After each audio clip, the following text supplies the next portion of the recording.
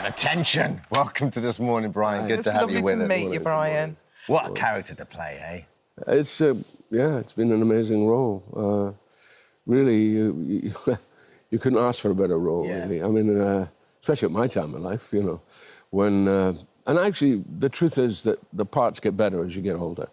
That's why people like Daniel Day-Lewis, who retire at the age of 55, they don't know what the hell they're doing. Because they, come on, that's when the parts are getting better, you know. Still keep doing it, you know. Had you an idea as when you started, when you signed for this and you did the first pilot, like how that character would develop over time? Did Jesse Armstrong sit down and talk? Well, he's this, you know, he's this central figure, you know, about which everything revolves, and you can't go wrong. Yeah. Really, it's a gift in that sense, and. You know, I knew from the word go, from the first pitch, that it was going to be a successful show. I just knew it. I mean, it's also in the line, if you think about it, of all those shows like Dynasty and Dallas, and it has that kind of, even though it's a really strong political satire, actually, at root, and also funny. Yeah. I mean, these guys are, they won't like me saying this, but I'm going to say it anyway. They're essentially comedy writers, you know. So how do you feel the fact that it's now coming to an end? It's so successful, it's at its peak, and yet it's coming to an end. Are you OK with that? Oh, I love it.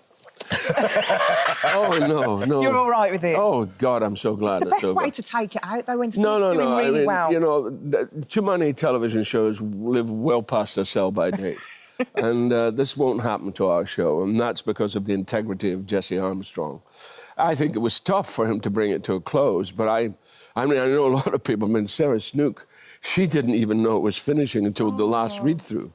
And then, well, she's being very stupid not to realise that that it was actually going to finish. Has there been any tears amongst the cast or anything? Yeah, apparently they've all been crying and all that nonsense, you know. I mean, I really don't understand it, you know. Are you a hugger, Brian, on set? Are you sort of... I mean, I'll hug, you know. I mean, I'll hug if it's a kind of... But you ain't crying over a series coming to an end? I will not cry over it, you know. I mean, I've got a lot of work on that I'm doing, you know, so I'm very busy, and I'm... No, I mean, I don't in any way underestimate this show. This has been an amazing... I mean, it's a bit tough going. I mean, I've just been in Sweden and Madrid last week and doing all kinds of things, and it's a bit scary how iconic this character has become. Yeah. You know, and you go... Well, my favourite quote is from a Stanley Baxter sketch when this old guy is talking about...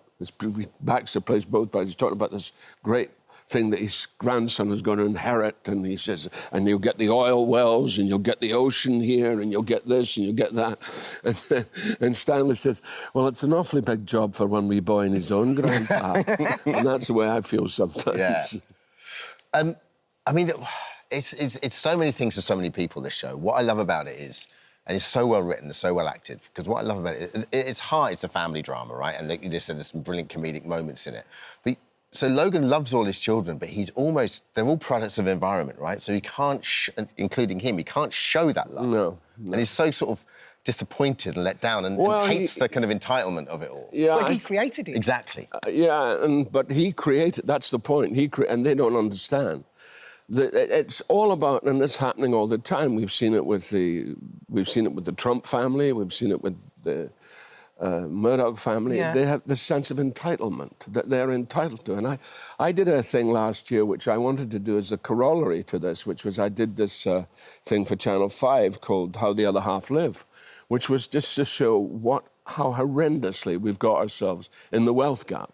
How the poor are getting poorer and more depersonalised, and the rich are getting richer and live in a kind of cloud world. You know, when Richard Branson says, and goes up in the sky and says, what we need is more spaceships, and you go, no. No, we don't. What we really don't need is more spaceships. We need more intelligence, you know, about how our planet is now before we think about rising above it. Yeah. You know?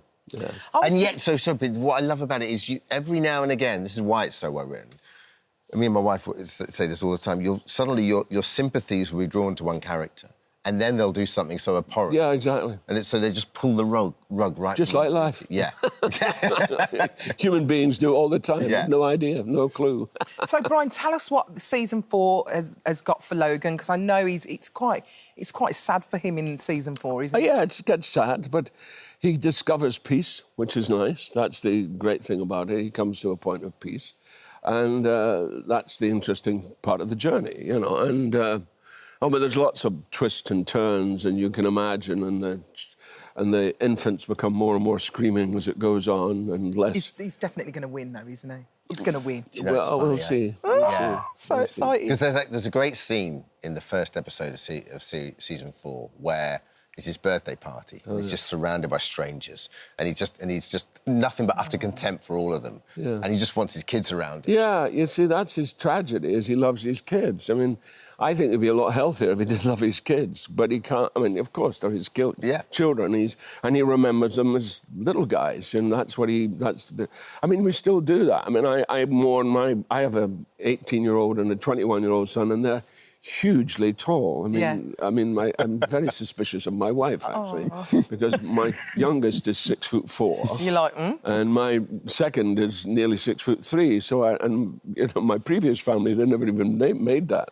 So I kind of go, this is odd. I think it's something in the food, because my son's really tall and his dad's tiny. I know, it's kind of weird. But I remember them as little boys, and I still miss them as little boys. And I look at them and I go, oh, what happened? Me too. Just get the old pictures out. I know. Listen, I never go. I haven't got my phone here, but I never go anywhere without my old device reminding me of. And it's amazing now with the device. You can go through 20 years in 10 seconds. Yeah. And it goes, it becomes scary. Tell me a bit about the improvisation that you do within this show, because do you actually like improvisation? No, I can't stand it. Do you just want to be given your script and get on with it? Just give me the words and let me get on with it. You know. I don't improvise. I don't do any of that. So how do you cope when a director comes along and says, we're improvising today? Well, I do my improvisation, but I do it very quietly. So no one can hear me. And they won't use that take. Well, no, they do. They always cut to my look, or, you know, my bewilderment, or my tediousness, or my boredom, you know. So you're an actor. Just give me the lines. Let me say them. Get on with it. In fairness to the writing of Logan, he's very monosyllabic in his writing, and he's very particular. There's no fat on him, which is what I love about the writing. You don't have to kind of invent stuff to fill in. And therefore, the guy who's become the master is Kieran Culkin. I mean, when we started the show, Kieran could only... I mean, they do this because they're comedy writers. They'll hate that. That's why I'm just mixing it up. Anyway, so what happens is that we'd get these pages of alts, which are basically a gag. You know, they'll give you about... You know, well, originally we'd give him 2 alts. He now does 5 pages. And it's incredible to see how that young actor is. And I still call him a young actor, but he is young. So we're doing an alternative line. Yeah, 5 and he's pages. amazing. That's amazing. He's just amazing. He does an incredible job. But he also says you get very hangry on set. Who? Kieran.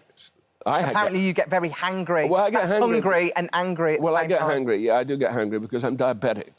So you need your food. I need my food, and then I don't like my food. So I have a very complicated relationship with my food, and I've started taking injections of recent. So I do get hangry. Yes. I do. Well, you deserve to be angry. You can't have food when you're diabetic. Exactly. Lastly, you did carpool karaoke lately, and you did a bit of a Spice Girls number. Now, yes, this whole thing of the Spice Girls is a nonsense. I have no idea who the Spice Girls are. I mean, I did know there was some... You must know them. Well, I know there was various Old Spice, Ginger Spice... I don't think there's no Old Spice. I mean, maybe now there's Old Spice. Well, there was Ginger Spice. And there was somebody Scary else. Spice, Baby Spice, Baby Sporty Spice. Yes, yeah, all of those spices. Alan Cumming actually happened to be in the Spice Girls film. So when we did Carpool Karaoke, he wanted to sing this ridiculous song, which I can't even remember what it is. Anybody remember? Well, let's have a listen. There we go. So you're a Spice Girls fan? I'm a closet Spice Girls fan. If you want to be my lover, you gotta get good, my friends. Make it last forever. Friendship never ends. That's so embarrassing. There we go. And they say you can't improv. When I say a closet spot, it's a very deep closet. Narnia. Oh, it's so good to see you, Brian. Lovely to meet you. Thank you so much for joining us. Succession Series 4 streaming now on Now and Sky Atlantic. Thanks a million. Brilliant. Still to come.